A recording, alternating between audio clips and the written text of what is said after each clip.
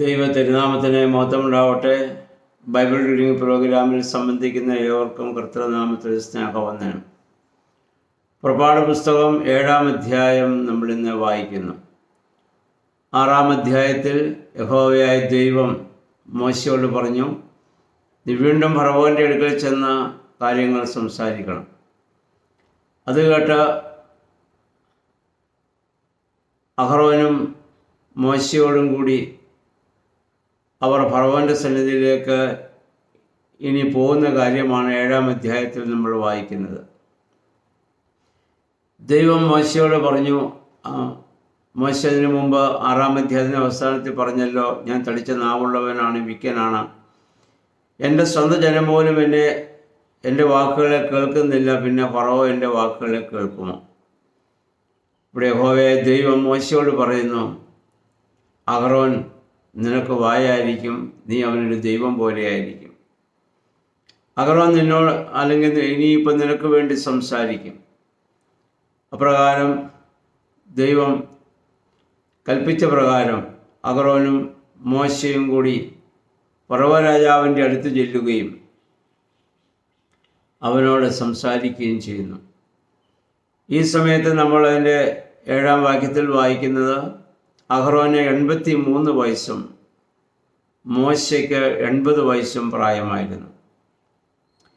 മനുഷ്യജീവിതത്തിൻ്റെ ഏതാണ്ട് ഒരു വാർദ്ധക്യ കാലഘട്ടമാണ്.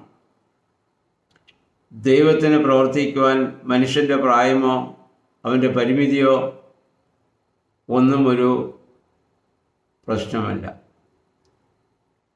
നമുക്കറിയാം, ഇനിയൊരു 40 വർഷമാണ് വാസ്തവത്തിൽ മോശയുടെ ജീവിതത്തിൽ ഏറ്റവും ശക്തമായി പ്രവർത്തിക്കുവാൻ അദ്ദേഹത്തിന് സാധിക്കുന്നത്. ആദ്യത്തെ 40 വർഷം ഫറവോ രാജാവിൻ്റെ മകനെ പോലെ കൊട്ടാരത്തിൽ പാർക്കുവാനുള്ള അവസരം അദ്ദേഹത്തിന് ലഭിച്ചു. പിന്നീട് 40 വർഷം അമ്മായിപ്പനായി ത്രോവിൻ്റെ ആടുകളെ മേയിച്ച് അവനോടൊപ്പം പാർത്തു. അവിടുന്ന് ദൈവം വിളിച്ചു 80-ാമത്തെ വയസ്സിൽ. അപ്പോൾ പ്രായം ദൈവത്തിന് ഒരു പരിമിതിയല്ല എന്ന കാര്യം നമ്മൾ ഓർക്കേണ്ടതാണ്. നമ്മുടെ ഏത് പ്രായത്തിലും ദൈവത്തിന് നമ്മെ വിളിക്കുവാനും നമ്മിലൂടെ പ്രവർത്തിക്കുവാനും സാധിക്കും.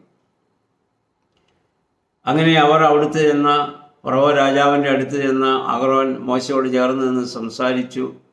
ജനത്തെ ആരാധിക്കാൻ വിടണം, പക്ഷേ ഫറവോൻ സമ്മതിക്കുന്നില്ല. അപ്പോൾ യഹോവ പറഞ്ഞ പ്രകാരം അവരവിടെ ഒരു അടയാളം കാണിക്കുകയാണ്. മോശയുടെ കയ്യിലിരുന്ന വടി നിലത്തിടുകയും അത് സർപ്പമായി തീരുകയും ചെയ്തു.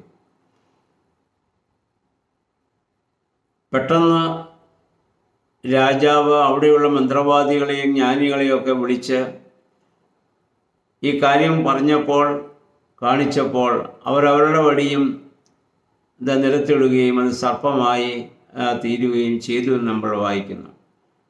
പക്ഷെ മോശ ഇട്ട വടിയാകുന്ന സർപ്പം അവരുടെ സർപ്പങ്ങളെ വിഴുങ്ങിക്കളഞ്ഞു. എന്നാൽ നമുക്ക് മനസ്സിലാക്കേണ്ടത്, ദുരാത്മാക്കൾക്കും അശുദ്ധാത്മാക്കൾക്കും ഒരുപക്ഷെ ചില അത്ഭുതങ്ങളും അടയാളങ്ങളൊക്കെ ചെയ്യാൻ സാധിച്ചേക്കാം.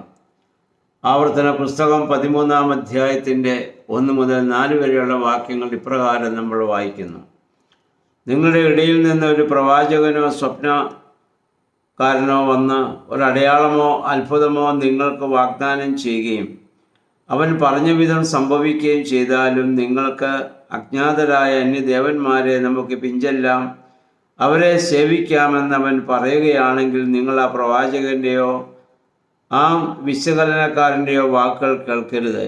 എന്തുകൊണ്ടെന്നാൽ നിങ്ങൾ പൂർണ്ണ ഹൃദയത്തോടും പൂർണ്ണയാത്മാവോടും കൂടി തന്നെ സ്നേഹിക്കുന്നുണ്ടോ എന്ന് അറിയുവാൻ നിങ്ങളുടെ ദൈവമായ കർത്താവ് നിങ്ങളെ പരീക്ഷിക്കുകയാണ്. നിങ്ങളുടെ ദൈവമായ കർത്താവിനെ അനുഗമിക്കുകയും ഭയപ്പെടുകയും ചെയ്യുവിൻ. നിങ്ങൾ അവിടുത്തെ കൽപ്പനകൾ പാലിക്കുകയും വാക്ക് കേൾക്കുകയും അവിടുത്തെ സേവിക്കുകയും അവിടുത്തോട് ചേർന്ന് നിൽക്കുകയും ചെയ്യണം. അപ്പോൾ ഇപ്പോഴും നമുക്ക് കാണാൻ സാധിക്കും, അശുദ്ധാത്മാവിൻ്റെ ശക്തി മൂലം പല അടയാളങ്ങളും അത്ഭുതങ്ങളും പ്രവർത്തിക്കുന്നവരുണ്ട്. പക്ഷെ അത് എന്തിനു ദൈവം ചെയ്തെന്ന് വെച്ചാൽ നമ്മെ ദൈവം പരീക്ഷിക്കാനാണെന്നാണ് ഇവിടെ ആവർത്തന പുസ്തകത്തിൽ നമ്മൾ വായിച്ചത്. നമ്മൾ ദൈവമായ കർത്താവിനെ ആ അത്ഭുതങ്ങളുടെയും അടയാളങ്ങളുടെയും പിന്നാലെ പോകാതെ സത്യദൈവത്തെ ആരാധിക്കുമോ എന്ന് അറിയുന്നതിന് വേണ്ടിയാണ് അപ്രകാരം ചെയ്യുക. ഇവിടെയും അതാണ് സംഭവിച്ചത്. അല്ലെങ്കിൽ മോശയും അഹ്റോനും കൂടി ചെയ്ത അത്ഭുത പ്രവർത്തികൾ അവിടെയുള്ള മന്ത്രവാദികൾക്കും ചെയ്യാൻ സാധിക്കുന്നു എന്നുള്ളത്. അപ്പോൾ ഫറവോൻ അവരുടെ ഹൃദയം കൂടുതൽ കഠിനമാക്കി, ഇത് അവരുടേത് മാത്രമല്ല, അവരുടെ ദൈവത്തിൻ്റെ പ്രവൃത്തിയല്ല എന്ന് അദ്ദേഹം വിശ്വസിക്കുകയാണ്. അപ്പോൾ വീണ്ടും നമ്മൾ 14-ാം വാക്യം നമ്മൾ വായിക്കുമ്പോൾ ഇനി ജലത്തെ രക്തമായി മാറ്റുന്ന ഒരു കാര്യമാണ് നമ്മൾ കാണുന്നത്. ദൈവം മോശയോട് പറഞ്ഞു, അഹ്റോൻ നദീതീരത്ത് വരുമ്പോൾ നീ അവിടെ വെയിറ്റ് ചെയ്യണം, കാത്തിരുന്നിട്ട് അവനോട് പറയണം, ഈ നദിയിലെ വെള്ളം മുഴുവൻ രക്തമായി മാറും. ജനത്തെ ആരാധിക്കാൻ നീ അവരെ ഇവിടെ നിന്ന് നീ പറഞ്ഞയക്കുവാൻ നീ അനുവദിക്കണം. പക്ഷേ ഫറവോൻ ഒരിക്കലും അത് സമ്മതിക്കുന്നില്ല. നദീതീരത്ത് വരാൻ കാരണം ഒരുപക്ഷെ കുളിക്കാൻ വരിക, അല്ലെങ്കിൽ ഒരുപക്ഷെ ആരാധനയ്ക്ക് വരുന്നതാവാം. ജലവും സൂര്യനും ചന്ദ്രനും ഒക്കെ വിജാതികളെ സംബന്ധിച്ചിടത്തോളം അവരുടെ ഒരു ആരാധനയുടെ ഭാഗമാണല്ലോ. അതിനുവേണ്ടി അദ്ദേഹം ഒരുപക്ഷെ ആരാധനാ സംബന്ധമായ ഏതെങ്കിലും കാരണങ്ങളാൽ നദീതീരത്ത് വരുന്നതാവാം. പക്ഷേ ഫറവോൻ അത് കേൾക്കുന്നില്ല. മോശയുടെ അഹ്റോൻ്റെ വാക്കുകളെ അവിടെ കേൾക്കുന്നില്ല. അപ്പോൾ മോശ യഹോവയുടെ വടി ആ വെള്ളത്തിനുമേൽ ഇത് നീട്ടുകയും ജലാശയങ്ങളിലെ വെള്ളമെല്ലാം രക്തമായി മാറുകയും അത് മുഖാന്തരം നദിയിലുള്ള മത്സ്യങ്ങളൊക്കെ ചത്തൊടുങ്ങുകയും ദുർഗന്ധം ആ ദേശത്തെ വ്യാപിക്കുകയും ചെയ്തു. ഇങ്ങനെയൊക്കെ സംഭവിക്കുമെന്ന് നേരത്തെ ഫറവോനോട് പറഞ്ഞതാണെങ്കിലും അദ്ദേഹം അത് കൂട്ടാക്കിയില്ല. അദ്ദേഹം വീണ്ടും തൻ്റെ മന്ത്രവാദികളെ വിളിച്ചു വരുത്തുകയും അവർ മുഖാന്തരം വീണ്ടും അവരും വെള്ളത്തെ രക്തമാക്കി മാറ്റുകയും ചെയ്തു. ഫറവോൻ വീണ്ടും കൂടുതൽ കഠിനഹൃദയനായി മാറുന്ന ഒരു സാഹചര്യം നമ്മളിവിടെ കാണുന്നുണ്ട്. അപ്പോൾ നദിയിലെ ജനം വെള്ളം കുടിക്കാൻ സാധിക്കാതെ നദീതീരത്ത് അവർ മറ്റ് കുഴികൾ കുഴിച്ച്, ഓലികൾ കുഴിക്കുക എന്ന് പറയും, അപ്രകാരം കുഴിച്ച് വെള്ളമെടുക്കേണ്ട ഒരു സാഹചര്യം അവർക്ക് വരികയാണ്.